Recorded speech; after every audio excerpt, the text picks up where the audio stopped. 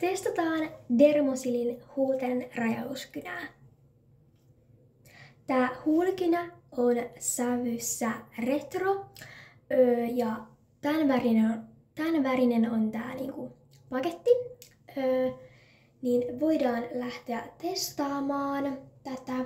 Tää on siis tämmönen, niinku, että tätä ei niinku tarvii silleen ruuvata täältä. Että tää on ihan tämmönen tää pää. Niin lähdetään testaamaan. Nyt lähdetään testaamaan.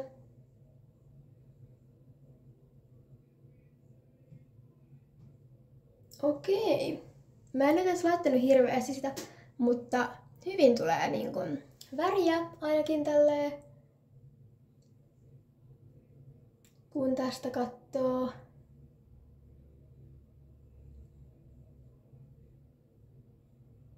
Joo. Mä raisin mun niinku alahuulen äsken, niin rajataan vielä ylähuuli ja niinku koko huulet rajataan. Niin sitten nähdään todellinen tulos, en mä tiedä. Äsken mä laitoin tätä kokonaan mun huuliin ja täältä tää näyttää ihan kivan näköinen. Tämmönen punainen niinku. Tämmönen. Tosi kiva. Menee ehdottomasti jatkoon.